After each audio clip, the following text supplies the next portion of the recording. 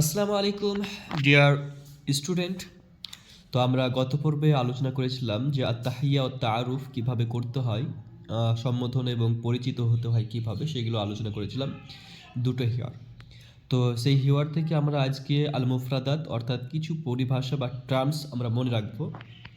তো এখানে শুধুমাত্র আমাদেরকে পড়তে হবে আর শুনতে হবে, আর মানে আমাদেরকে এটা রিপিট করতে হবে বারবার।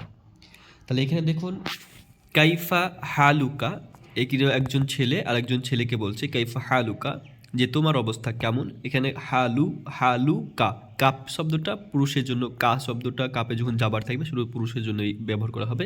তার জন্য দেখুন একজন ছেলে আরেকজন ছেলেকে বলছে কাইফা হালুকা। অনুরূপভাবে আরেকটি টার্মস কাইফা হালুকি, একজন মেয়ে আরেকজন মেয়েকে বলছে যে কাইফা হালুকি, তখন আমরা কাপে জের পড়ছি। ওকে, মেয়েদের জন্য জের ব্যবহার করতে হবে, কাপে জের কি মানে তোমার। তাহলে তোমার অবস্থা কেমন আছে। তারপরে একজন মেয়ে আর এক পিকচারে দেখা যাচ্ছে যে দুইজন মেয়ে কথোপকথন করছে। আন্টি বলছে যে তুমি, আন্টি মানে তুমি, একজন মেয়ে আর একজন মেয়েকে বলছে যে আন্টি তুমি। অথবা একজন পুরুষ যদি একটি মেয়েকে বলে যে তুমি, তাহলে আন্টি ব্যবহার করবে।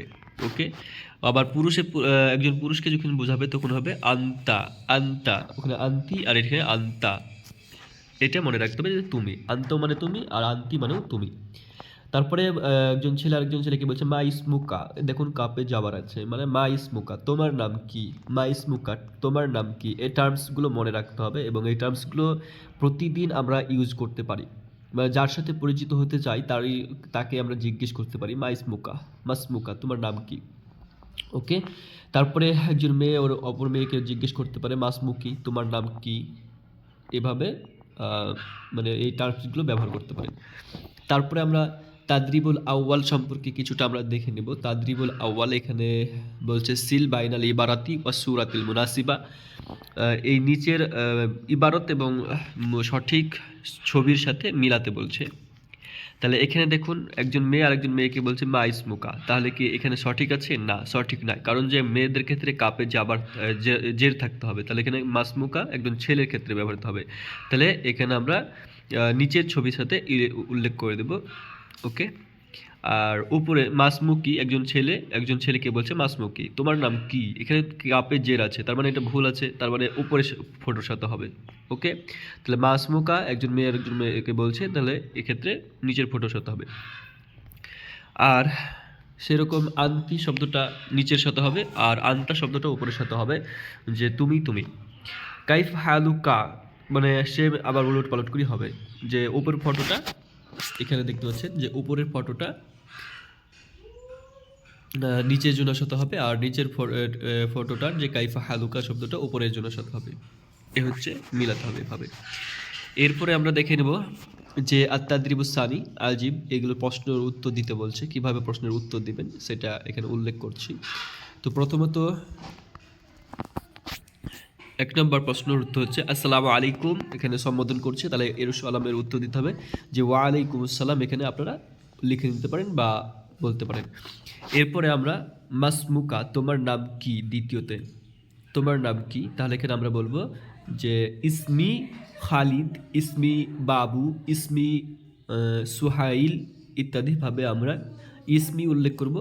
এখানে ইসমুনটাকে নিব, তারপরে ইয়া লাগিয়ে দেবো, ইয়া যেটা, তো সেটা হচ্ছে আমার মানে দেবে ইসমি, ইসমি খালিদ।